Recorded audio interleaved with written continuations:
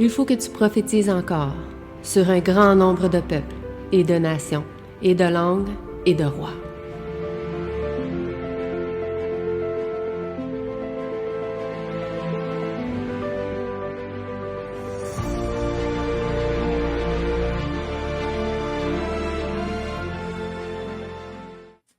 Ce que nous avions pu partager auparavant en lien avec ce sujet.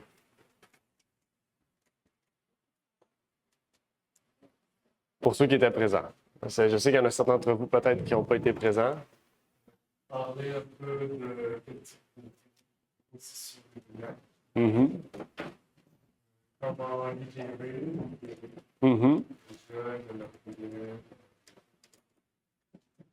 Effectivement, on avait parlé de ça. On avait fait déjà 3 présentations sur le sujet. Si vous ne les aviez pas vues, vous n'hésitez pas à aller sur la chaîne YouTube de l'Église pour les retrouver. On avait partagé justement comment reconnaître des possessions démoniaques, que sont les démons, qu'est-ce que la Bible nous décrit sur les démons, que sont les démons, d'où viennent les démons, l'origine. On a parlé un peu de tout ça. Puis on avait parlé récemment aussi de la révélation des pratiques occultes, la première partie. Puis aujourd'hui, eh bien, nous allons voir la deuxième partie. Ça fait un petit moment, là, ça fait plusieurs mois qu'on n'en a pas parlé. Mais on va pouvoir entrer dans cette deuxième partie-là. Et ça, c'est quelque chose, un sujet qui est important, que je ne vais pas toujours parler. Là. J'en parle là une fois, puis après ça, on n'en parlera plus peut-être jamais, parce que le sujet va être quand même clair là, sur ce qu'on va parler. OK? Donc, je vous invite à vous référer aux autres vidéos auparavant, si vous voulez vraiment bien comprendre ce sujet-là. Parce qu'aujourd'hui, on sait que Satan travaille de différentes manières. Et vraiment de manière très large et très vaste. Justement pour ouvrir la porte. Nous amener à ouvrir la porte aux démons et à laisser entrer toutes sortes de choses dans notre vie. Mais ce qu'on veut faire en tant que chrétien, c'est justement fermer les portes aux démons. Okay? Bien sûr, il nous faut la foi, la prière, le jeûne qui sont cruciaux. Car on parle souvent aussi de la prière, du jeûne et d'étudier la parole de Dieu. Mais aussi le fait qu'on connaisse ces choses-là, qu'on sait que ces choses-là viennent de Satan, nous permettra de, par la sagesse que Dieu nous donne, eh bien, d'éviter de participer dans ces choses-là et de pouvoir vraiment dénoncer ces choses-là quand il le faudra. Est-ce que vous vous rappelez déjà ce qu'on a pu partager la dernière fois, dans la première partie? Quels étaient les différents types d'occultisme qu'on a pu parler, les pratiques qu'on a pu parler? 1, 2, 3, 4, 5, 6, 7, 8. Ouais, 8. Oui, on a parlé d'astrologie, horoscope, exactement. L'acupuncture. Ça aussi, souvent, tout le monde a fait « Ah, l'acupuncture! » Ben oui, hein? Quoi d'autre? Astrologie, acupuncture. Le bahaïsme, oui. Bahaïsme. C'est des religions moins connues, mais c'est des idéologies qu'on retrouve ici, là. Hein? Arts martiaux. On n'a pas parlé de ça. On va en parler, mais on n'en a pas parlé. Ouais, je n'ai parlé un peu, là, mais c'était pas le sujet. On va en reparler plus en détail, mais effectivement, j'en ai parlé un peu. Ouais, j'avais parlé de ça. Vous avez pris juste cette partie témoignage. Je sais pas si on a parlé de ça. Tarot, on en a parlé, oui. Mouvement charismatique, on a fini par ça. Pacte de sang. Quoi d'autre? Même dans les mouvements charismatiques, on fait des pactes de sang. Il y a même la combinaison de plusieurs. On en a parlé hier dans le groupe jeunesse, justement. Il y avait les messes noires aussi qu'on avait parlé. Il y avait l'anthroposophie aussi. Il y avait aussi la rétroaction biologique ou contrôle mental aussi qu'on avait parlé, qui est très utilisé dans le côté médical. OK? Qu'on utilise beaucoup. Rétroaction biologique. OK? Ça veut dire qu'on va utiliser certaines méthodes, certaines pratiques pour faire oublier comme des maladies que tu as, pour pas que tu aies la maladie. On utilise beaucoup ça dans la science, le médical. Même les dentistes utilisent ça là, pour quand on fait des caries ou des trucs, quand on a peur, là, on fait des pratiques comme ça là, pour empêcher que les gens aient peur quand on fait des grosses opérations au niveau de la dentition. OK? On en fait, là. Hein? Oui, exactement. De quoi? Ben, ils font ça quand tu as peur et tout, ils utilisent des médiums ou des pratiques comme ça ou l'hypnose, ouais, surtout l'hypnose. L'hypnose pour empêcher. Oui, même sur leur site, des fois, c'est public. On a des hypnotiseurs qui viennent pour... OK. Oui, c'est légal. Oui. La science utilise ça. Là. C'est prouvé par la science. Quand c'est prouvé, l'occultisme, c'est bon. On va en reparler aujourd'hui parce qu'il y a une pratique qu'on va parler que la science utilise. OK? Oui, exactement. Ça ouvre la porte à des démons. Donc, on va lire le texte de notre série. Si vous voulez aller voir ce qu'on a parlé de tout ce qu'on vient de dire, là, c'est dans la première partie, Révélation des pratiques occultes, partie 1. On a tout parlé de ça. On a amené les preuves bibliques et historiques même, des fois, là, où ça montre comment ces choses sont arrivées par rapport à l'occultisme. Sinon, vraiment, pour bien comprendre les démons, les possessions démoniaques, les 2 premières parties sont vraiment centrées sur ça. Hein? C'est déjà sur YouTube, ça. Oui, ça va être sur YouTube. Tout est sur YouTube. Non, ben on va en parler de la musique. Il y a beaucoup de choses qui restent à parler. Là. On a fait 2 parties, là, mais moi, j'ai déjà préparé 5 parties. Là, puis j'ai pas fini. OK? Donc, il y a beaucoup de choses. Là. J'ai cité musique rock. On a parlé de arts martiaux. Il y a plein de choses qu'on va parler. Puis là, ce que vous avez dit aussi, n'oubliez pas de les noter. Comme ça, moi, je peux les noter aussi. Si j'en parle pas, on en parlera aussi. Parce qu'il y a des sujets peut-être que j'ai préparés, que je n'ai pas encore dit qu'on va parler, comme l'hypnose ou toutes ces choses-là. OK? Mais il y a beaucoup de choses. Là. Vous allez voir, il y en a une centaine. Là. 200, c'est pas là, des choses. Fait qu'il y en a encore beaucoup de sujets. Puis quand on aura l'opportunité, on va prendre le temps d'en parler pour que vraiment on puisse être au courant des choses de Satan, de l'œuvre de Satan. Mais la Bible ici nous dit quelque chose d'intéressant dans 1 Corinthiens 10, versets 21 et 22, qui est le texte du jour de cette série, qui nous dit « Vous ne pouvez boire la coupe du Seigneur et la coupe des démons. Vous ne pouvez participer à la table du Seigneur ou à la table des démons. Voulons-nous provoquer la jalousie du Seigneur? Sommes-nous plus forts que lui? » Donc, c'est le texte de notre série. Okay? Pour dire, on ne peut pas être chrétien et pratiquer les choses de l'occultisme. Être chrétien et pratiquer les choses qui ouvrent la porte des démons. Okay? Et peut-être qu'il y a des choses, comme on a vu, comme on a parlé de l'acupuncture, par exemple, ou d'autres pratiques qu'on ne connaissait pas, qu'on n'était pas au courant. Mais en apprenant, on voit que ces choses-là, originellement, viennent de pratiques qui sont occultes, de pratiques qui viennent avec d'autres dieux, des faux dieux, des déesses, toutes sortes de choses mystiques, en fait. Et donc, avant de commencer, dans le vif du sujet, nous allons faire une courte prière. Notre Père qui est aux cieux, j'aimerais te remercier pour l'opportunité que tu nous permets de pouvoir partager ce sujet, que tu puisses bénir ceux et celles qui écouteront ces choses, Seigneur, pour que nous puissions être avertis de l'œuvre de Satan, Seigneur, et que tu puisses nous révéler et nous guider, Seigneur, dans les choses qui nous entourent, Seigneur, puisqu'il y a tellement de choses qui nous entourent, tellement de pratiques, de doctrines, de sujets, de choses, Seigneur, qui peuvent des fois nous rendre notre foi floue, nous emmener dans toutes sortes de pratiques, Seigneur. Donc, que vraiment, tu puisses nous utiliser, que tu puisses nous permettre d'avoir la sagesse pour vraiment discerner les choses de Dieu et les choses de Satan, Seigneur, et que tu puisses nous utiliser et nous permettre d'utiliser les outils que tu nous as donnés, que ce soit la prière, le jeûne et la parole, Seigneur, qui sont des outils surnaturels pour combattre les choses surnaturelles, Seigneur. Et donc, que tu puisses nous utiliser, Seigneur, et nous permettre de vraiment comprendre ce que nous allons partager ensemble aujourd'hui. Et c'est ma prière donc pour ces choses au nom de ton Fils Jésus-Christ. Amen.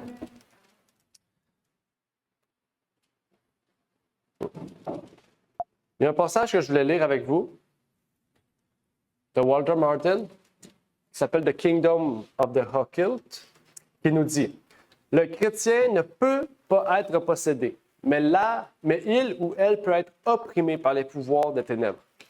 La différence est que la possession se manifeste de l'intérieur et l'oppression se manifeste de l'extérieur. C'est la réalité de la guerre spirituelle. Satan utilisera toutes les armes à sa disposition pour blesser, affaiblir, confondre et paralyser un chrétien. La meilleure chose à faire pour un incroyant est un chrétien blessé, étendu sur le champ de bataille spirituel, paralysé par les péchés passés, les échecs et l'insécurité. Cette paralysie est le résultat de l'oppression qui se manifeste souvent comme un esprit de lourdeur, continu, de désespoir ou de dépression. Il peut conduire à un sentiment de désespoir et à une attitude d'apathie. Il peut être enraciné dans le péché, un mauvais choix exacerbé par la culpabilité. Cela peut être les conséquences de la rébellion. Cela peut être le résultat d'un manque d'obéissance à Dieu en étudiant sa parole et en passant du temps dans la prière. Si les chrétiens ne se soucient pas assez de mettre leur armure spirituelle quotidiennement, ils ne peuvent pas résister aux attaques quotidiennes de Satan et de ses démons. C'est un passage un peu d'encouragement pour débuter ce sujet-là. Ah, il n'est pas fort? Lui, il était plus fort. Lui, il est mieux, hein?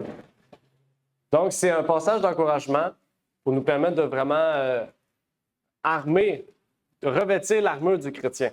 Il nous permet de passer au travers les choses difficiles de notre vie, mais surtout de pouvoir être sur le champ de bataille debout, et non pas couché, paralysé par toutes sortes de choses qui nous entourent, mais que nous puissions être debout et avancer avec Christ et avec Dieu, avec nous.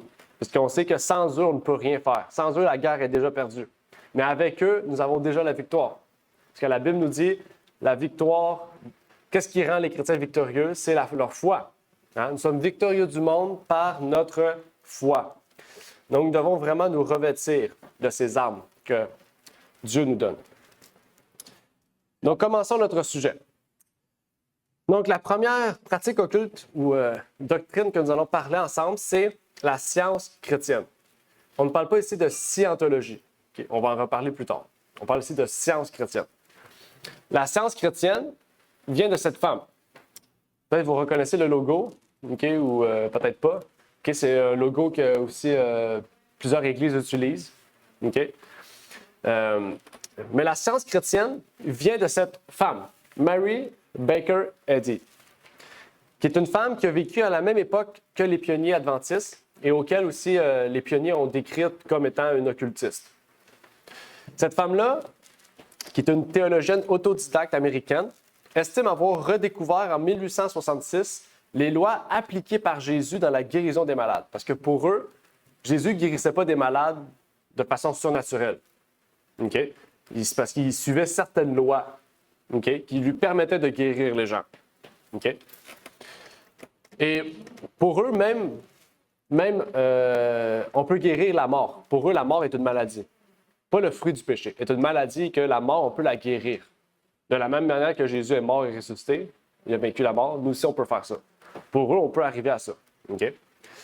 Donc, pour eux, c'est les guérisons qu'elle a pu faire ou toutes les choses qu'elle a pu exécuter sont la preuve vivante que qu'est-ce qu'elle dit est vrai.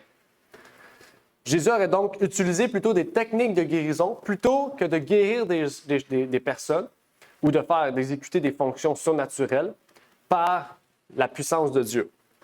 La mort, comme on a pu voir, la mort, ce n'est pas quelque chose que Dieu a créé. La mort, c'est quelque chose qui est mental. Okay? Ça veut dire que mentalement, si on détruit la mort mentalement, on détruit la mort physiquement. Pour eux, c'est ça. Okay?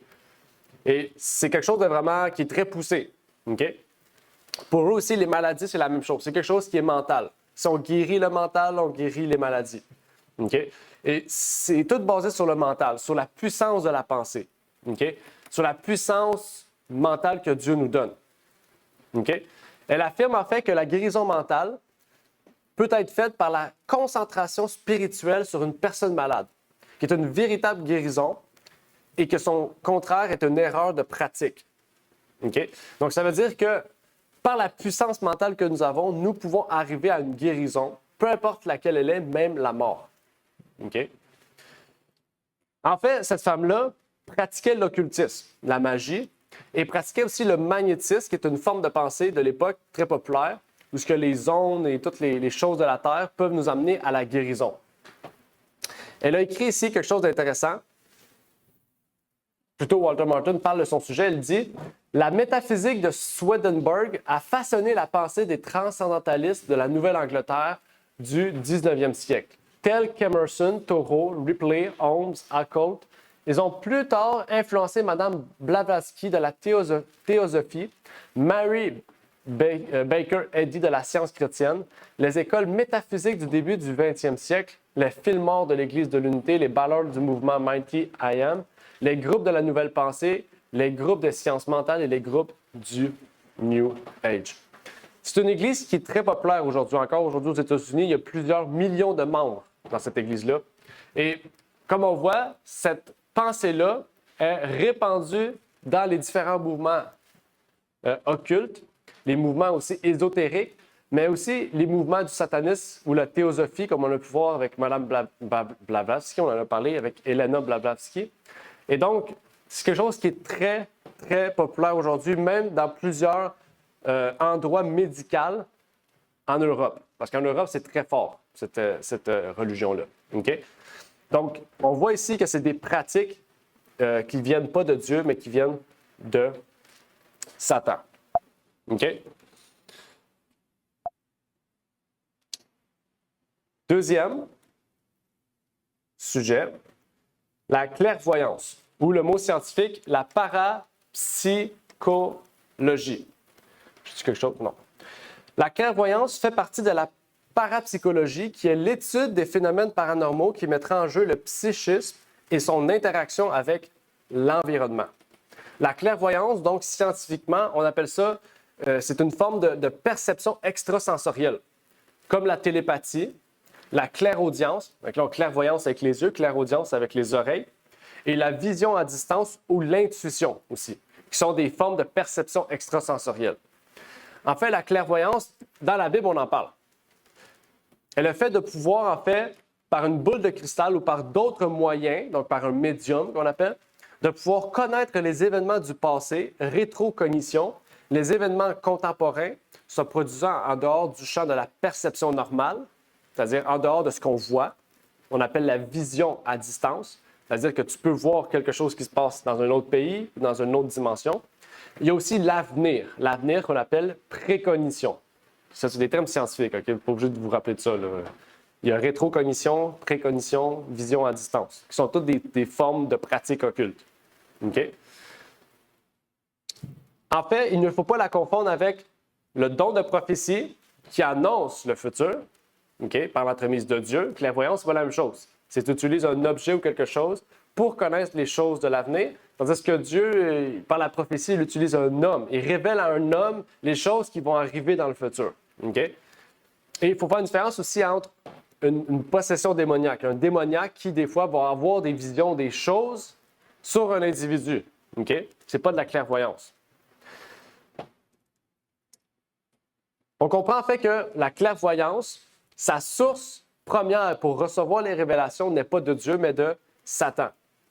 Okay? Parce qu'en fait, ces personnes-là reçoivent des visions du passé, du futur ou du présent par l'entremise d'individus morts, de démons ou d'anges qui n'existent pas. Okay? Donc, quand on voit des gens qui disent « j'ai été consigné une diseuse de bonne aventure », c'est de la clairvoyance. Parce qu'une diseuse de bonne aventure va utiliser un médium, une boule, peu importe l'objet. Ils vont dire souvent « apporte-moi un objet d'un proche mort ». Puis par cet objet-là, ils vont pouvoir contacter le mort puis connaître les choses de l'avenir ou du passé ou des choses contemporaines. Okay? Donc, quand la Bible parle de diseuse de bonne aventure, okay, il fait référence à la clairvoyance. Okay?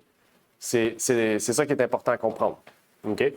Par exemple, l'histoire de Samuel à Endor, si vous vous rappelez, la sorcière d'Endor, c'est de la clairvoyance. Okay? Elle a utilisé un mort comme médium pour partager des choses. OK? Par exemple, Elena Blavatsky, qui est une des fondatrices, on pourrait dire, modernes de cette pratique-là, dit la chose suivante. Clairvoyance, la faculté de voir avec l'œil intérieur ou la vue spirituelle. OK? Tel qu'il est utilisé aujourd'hui. C'est un terme vague et désinvolte qui englobe sous sa signification une heureuse supposition due à la sagacité naturelle ou à l'intuition. Ainsi que cette faculté qui a été si remarquablement exercée par Jacob Boehme et Swedenborg. Encore une fois, Swedenborg, rappelez-vous, l'origine de la science chrétienne. La véritable clairvoyance est la faculté de voir à travers la matière la plus dense, celle-ci disparaissant à la volonté devant l'œil spirituel du voyant.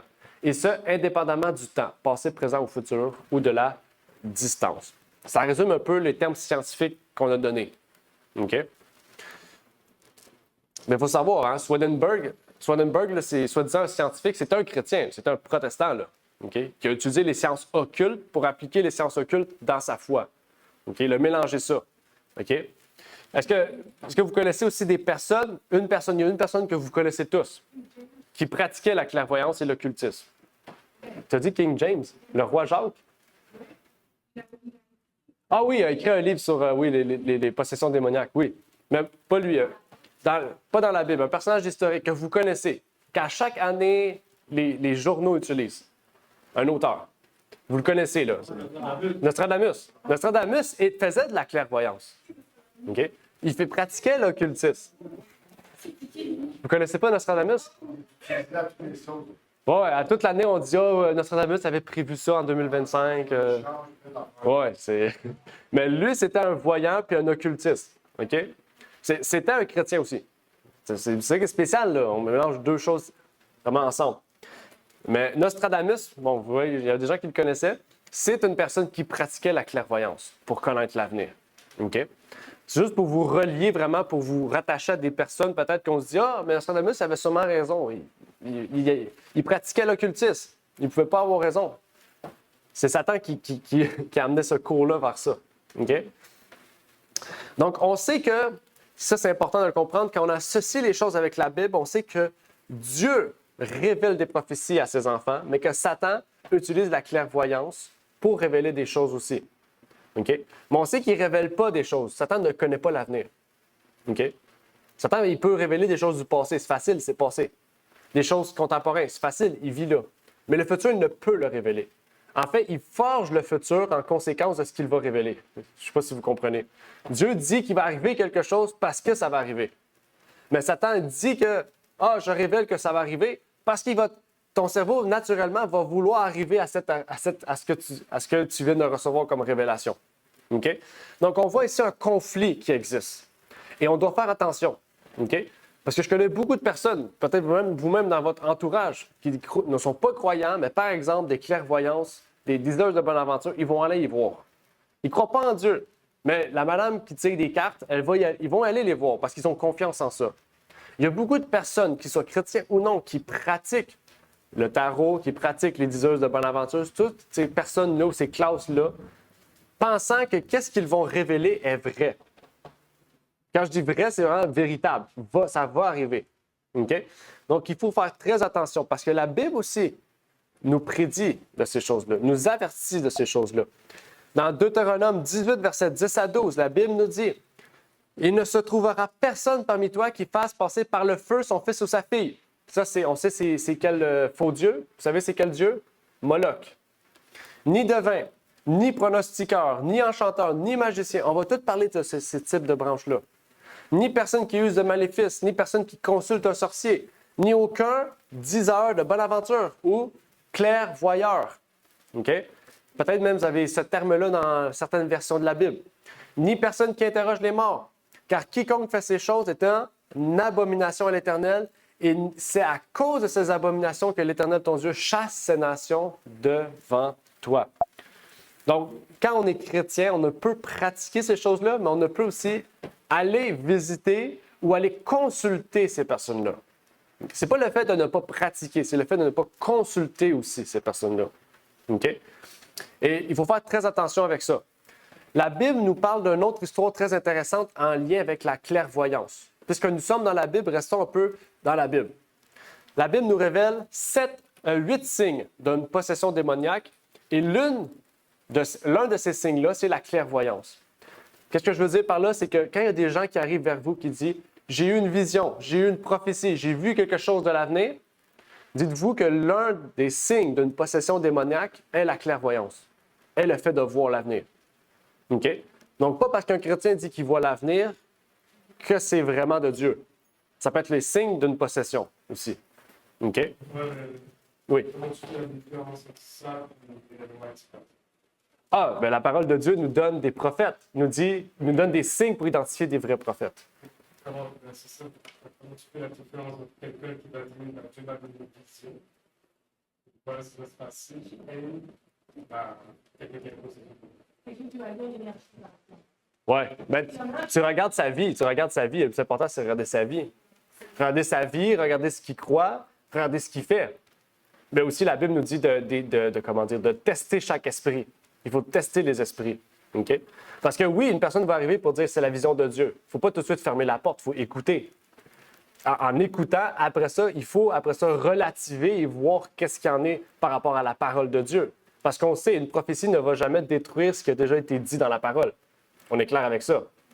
OK? Un prophète qui dit « Moi, j'ai une vision », puis il dit la vision, puis c'est le contraire à ce qu'Ésaïe dit, par exemple, mais on ne peut pas dire que c'est vrai. OK? Donc, c'est ça qu'il faut relativer, puis il faut essayer de discerner, de comprendre, d'étudier. Il faut être patient. Il ne faut pas, parce que la personne arrive, tout de suite dire « C'est vrai ».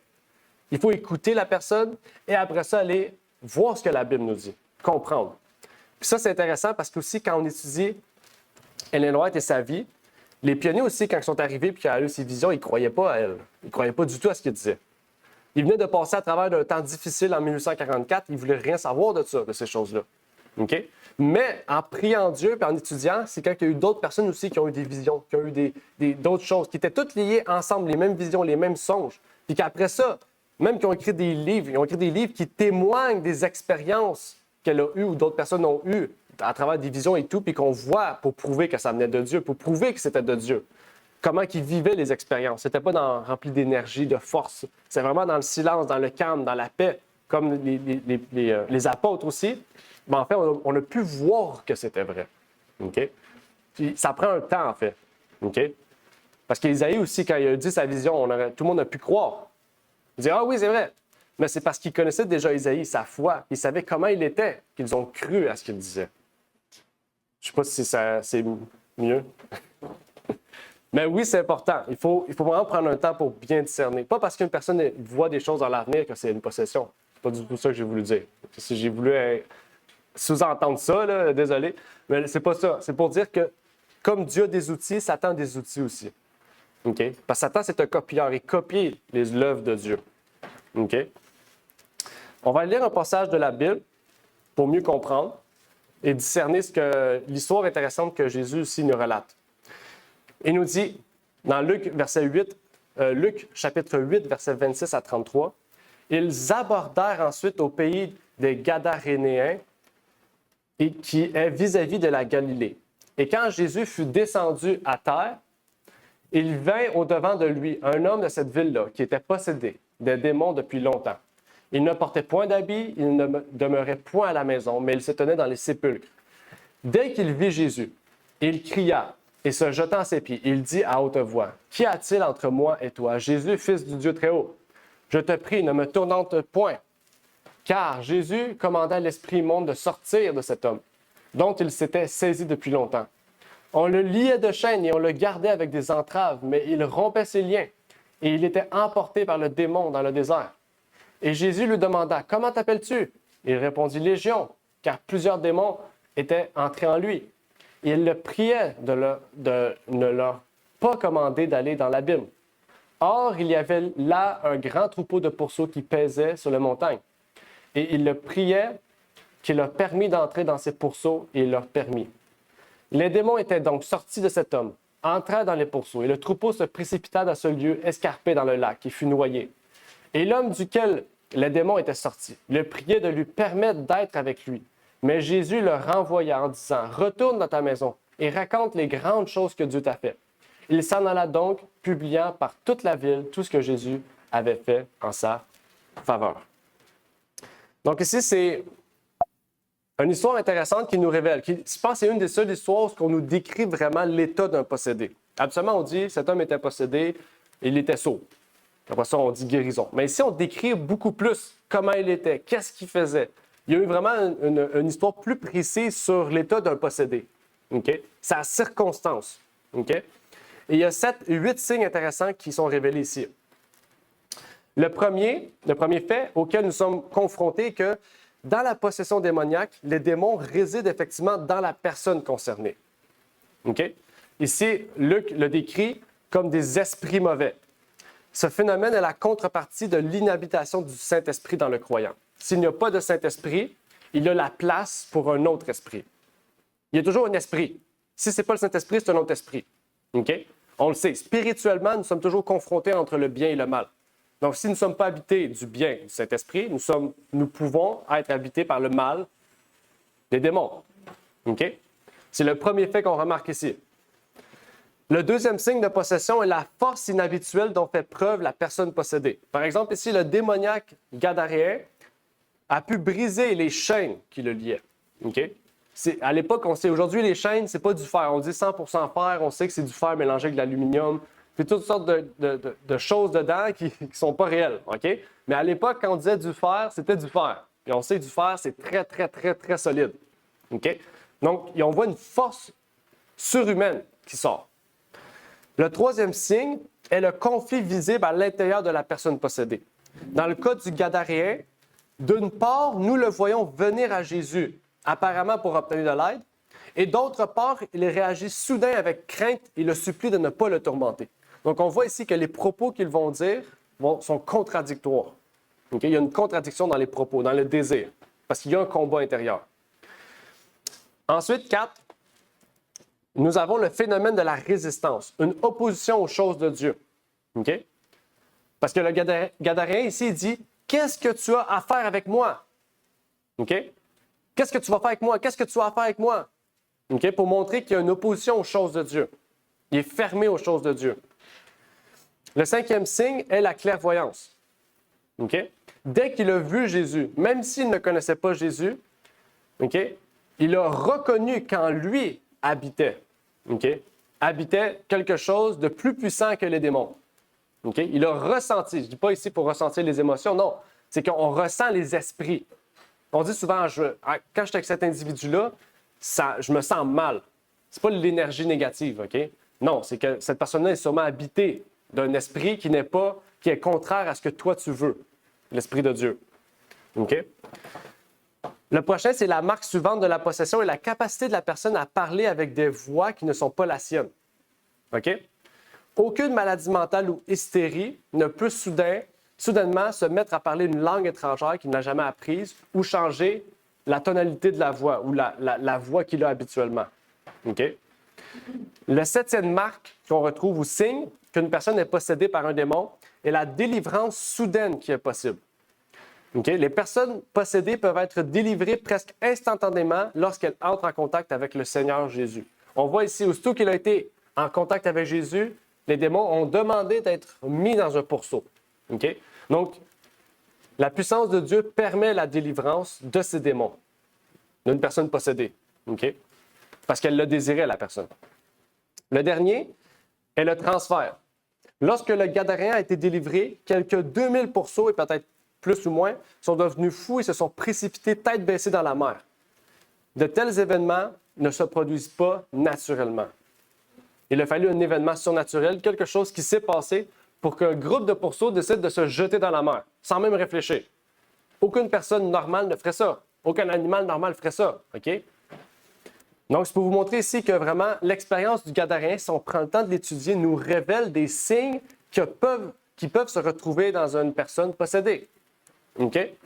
Et que nous, en tant que chrétiens, nous devons vraiment prier Dieu pour nous guider. Parce qu'il y a beaucoup plus de gens qu'on pense qui sont possédés. Judas était possédé. Il pratiquait certaines choses qui étaient là-dedans.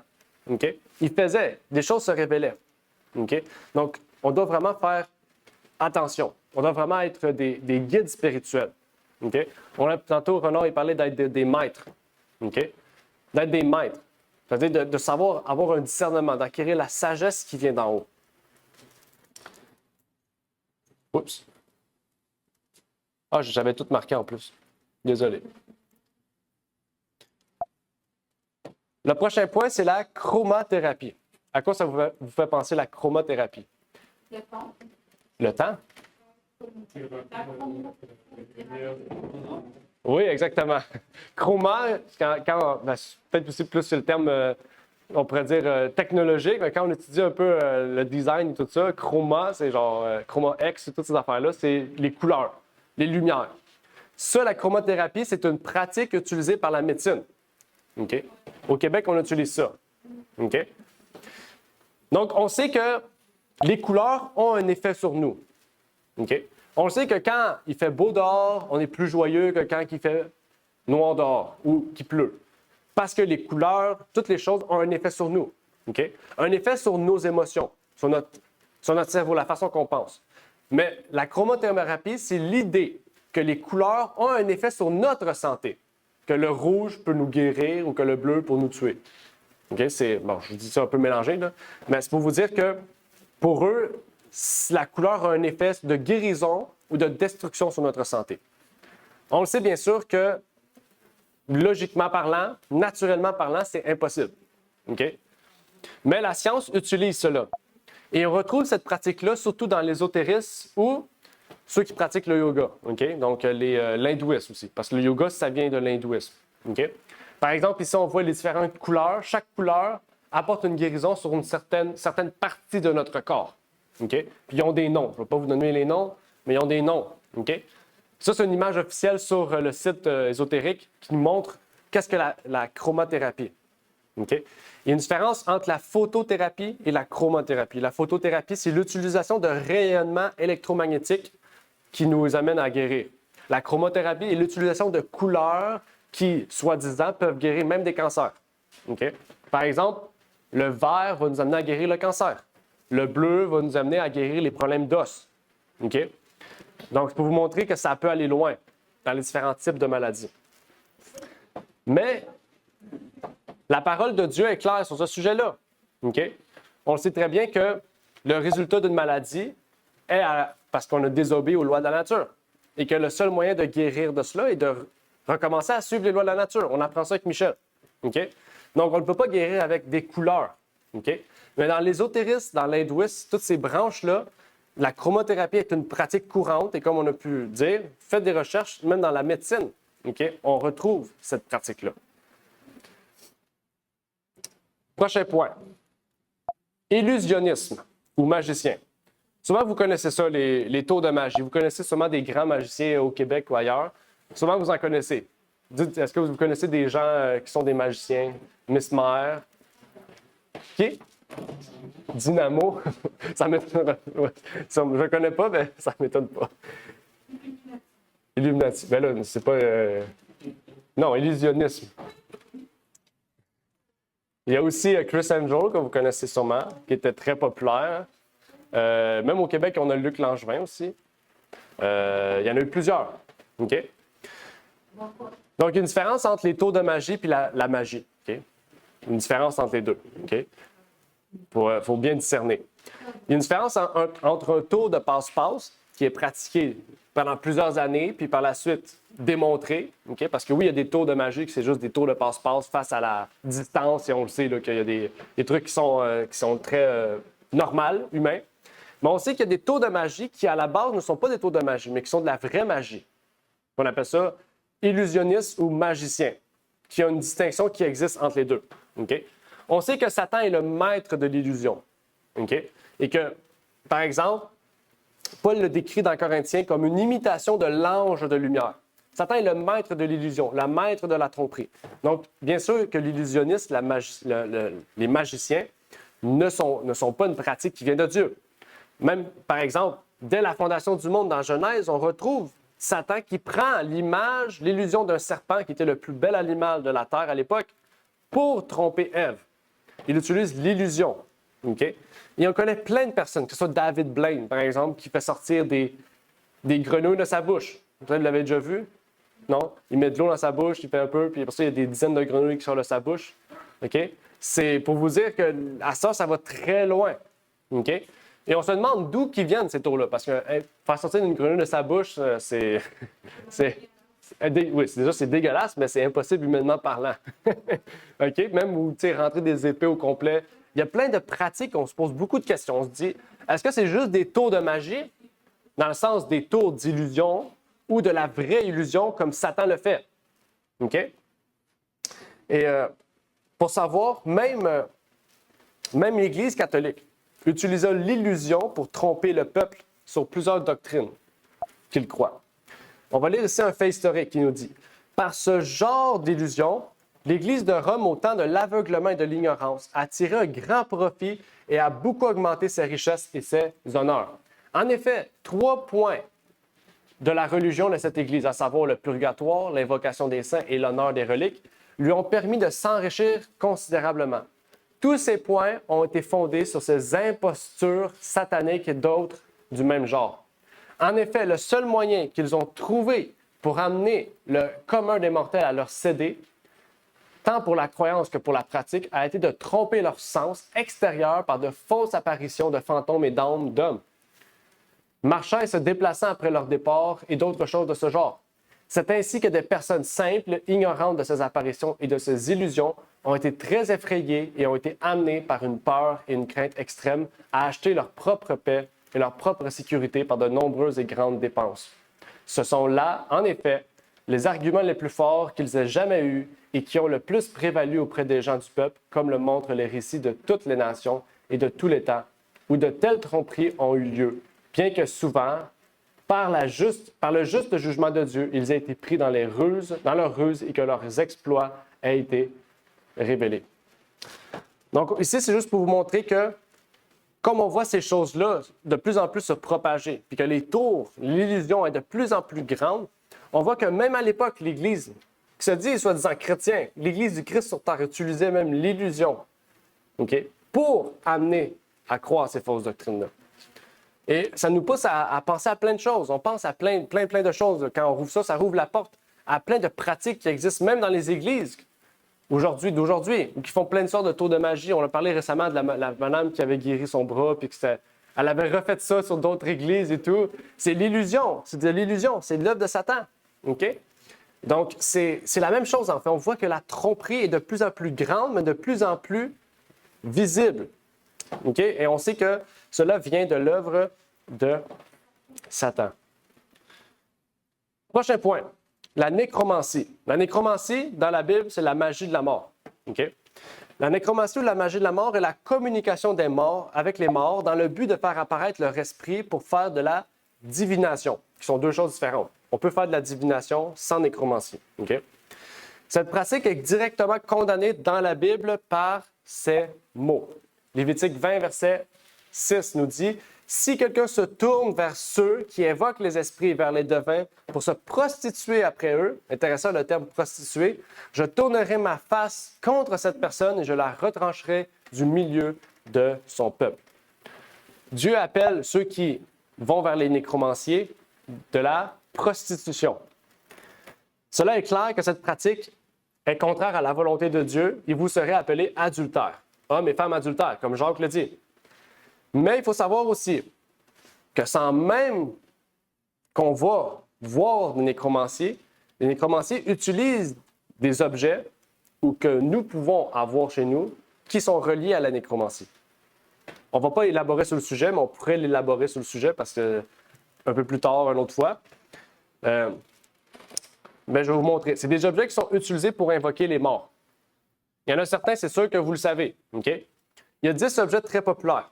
Les cercles ou les anneaux magiques, OK? Les talismans, les amulettes, les pentacles, fétichistes, c'est large. Les mascottes, c'est des petites affaires qui représentent un dieu. Un porte-bonheur, les chaînes de lettres, des images de Dieu, des idoles, des objets d'adoration. Toutes ces choses sont utilisées par les nécromanciers pour faire apparaître des morts. OK? Il y en aurait sûrement plusieurs aussi. Peut-être que vous savez que je ne suis pas au courant. Parce qu'il y a tellement de pratiques à travers le monde, tout dans les pays, peut-être en Martinique ou en Haïti, il y a d'autres pratiques, peut-être qui sont reliées à ça, que je ne connais pas. Moi, je ne suis pas une personne de là-bas. Mais si vous le savez, si vous faites des recherches, peut-être ce serait intéressant de les apporter pour étudier, savoir les choses que peut-être qu'on a. Et on a peut-être des choses comme ça chez nous, sans qu'on pratique la nécromancie. Hein? Parce qu'on ne le sait pas. OK? Le Ouija. Le Ouija, ben oui, le Ouija, j'en ai déjà parlé, on pourrait en reparler. Mais le fondateur du Ouija s'est suicidé. Okay? Sa femme est morte bizarrement. Puis lui qui a racheté cela, il s'est jeté en bas d'un building. Okay? Donc, tous ceux qui ont participé à ça sont tous suicidés ou sont morts très mystérieusement. Okay? C'est bizarre quand même. Okay? Sachant aussi que les fondateurs étaient quand même des occulteurs. Là, fait que, c'est très, très spécial. Et on doit s'éloigner de ces choses-là. Okay? Même nous, au Québec, on est bon pour les capteurs de rêve aussi. Je ne sais pas si vous avez déjà vu ça. Ouais. Moi, dans les autos, on en avait tout un. Là. Capteur de rêve dans l'auto, au-dessus du lit. Oui. Ça, comment on appelle ça? L'animisme, okay? Qui vient des tribus amérindiennes. Ça, c'est très fort au Québec. Okay? Même, j'avais un ami, moi, qui m'avait donné quelque chose, un objet. C'était un Asiatique bouddhiste. Il m'avait donné une forme de talisman. C'est une forme de truc rouge avec une pierre dessus. Puis dessus, il y avait des demi-dieux, genre bouddhistes. OK? Mais c'est la même chose. Il m'avait donné ça en cadeau. Moi, je ne savais pas c'était quoi. J'ai mis ça sur mon mur parce que c'était très beau. Là, c'est vraiment beau. Là, tout d'un coup, en étudiant pas ce sujet-là, ben, quand je suis devenu vraiment plus fidèle dans ma foi, j'ai regardé ça, j'ai dit, il y a quelque chose de bizarre avec ça. Là. Et en étudiant et tout, j'ai découvert que non, c'était un truc qui représente la foi bouddhiste. C'est comme, ça attire les bons dieux genre, sur cet objet-là pour le répandre dans votre chambre. Donc, c'est vraiment destructeur, là. Ça amène les démons. Fait que là, je l'ai pris, puis je l'ai lancé. Puis c'est pour vous dire que des fois, je n'étais pas bouddhiste. Pourtant, j'avais un objet qui représentait cette foi-là, qui ouvrait la porte. Okay? Donc, des fois, on a des objets qui, des fois, on n'est même pas dans la foi, mais on a des objets qui peuvent représenter ces foi-là ou ouvrir la porte à cela. J'aimerais terminer maintenant par un encouragement, une citation importante qui nous dit « Cette croyance à la possibilité de communiquer avec les morts était à la base de l'idolâtrie. Les païens s'imaginaient que leurs dieux étaient les esprits déifiés des héros trépassés. » Comme le bouddhisme, sur la pierre, c'était des faux dieux qui étaient là. Qui étaient des héros du passé à travers les samouraïs et ces histoires-là. C'est-à-dire, le paganisme n'était donc pas autre chose que le culte des morts. Cela découle du texte même des Écritures, la déification des trépassés, de même que les fausses communications avec eux ont joué un grand rôle dans presque tous les systèmes du paganisme. Fausse communication, illusionnisme. On croyait que ces dieux transmettaient leur volonté aux hommes et donnaient des conseils à ceux qui les consultaient. Ça nous fait penser à l'Église catholique aussi. J'ai reçu une révélation du frère André. C'est la même chose. C'est la même chose. Ça dit, ceci s'applique directement aux oracles de la Grèce et de Rome. Le prétendu commerce avec les morts existe encore aujourd'hui, même dans les pays dits chrétiens. Oui. Ces entretiens, on a parlé de la main, pas la main de Fatima, ça c'est musulman, mais la Fatima, la révélation de Fatima qu'il y a eu dans différents pays où on a vu une femme, une petite fille blanche et tout, habillée en blanc, ça s'est révélé partout. Tout le monde a vu ça, là, des millions de personnes aspiraient. C'est un peu la même chose. C'est-à-dire ces entretiens avec ceux qui se donnent pour les esprits de personnes décédées sont aujourd'hui connus sous le nom de spiritisme ou philosophie théosophique, okay?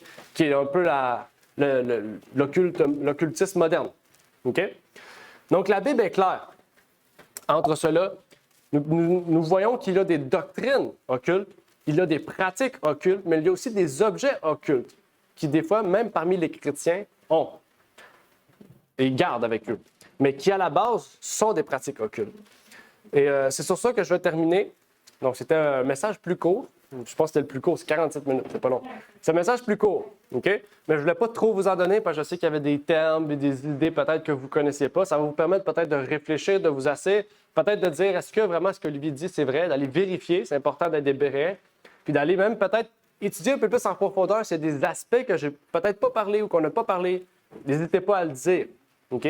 Pour qu'on puisse vraiment plus élaborer sur certaines choses s'il faut, OK? D'aller faire plus de recherches, de pousser.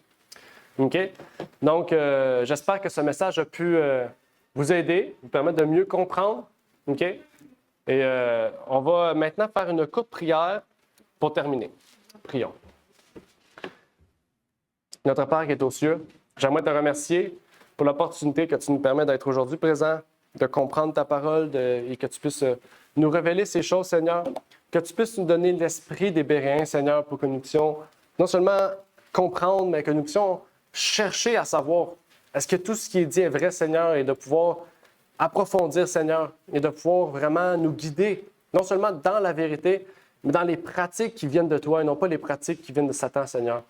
Parce que peut-être que dans notre vie, dans notre entourage, dans notre maison, nous avons des choses, peut-être, qui nous ne savons même pas, mais qui sont des choses occultes, Seigneur, et qui ouvrent les portes à des démons, Seigneur.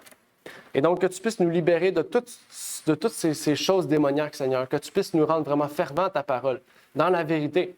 Et que tu puisses toujours nous en apprendre davantage, Seigneur, sur les principes de ta parole et sur les choses qui sont en abomination contre toi, Seigneur, pour que nous puissions vraiment être, non pas des infidèles, être des adultères, mais être, Seigneur, des gens honnêtes avec toi et fidèles, Seigneur, en toutes choses.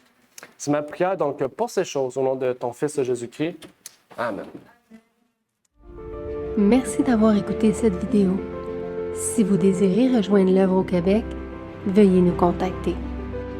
Par email à asjh1889 de Terrebonne à commercial@gmail.com et via Facebook à commercial ASJH1889 de Terrebonne. Merci à vous et que Dieu vous bénisse.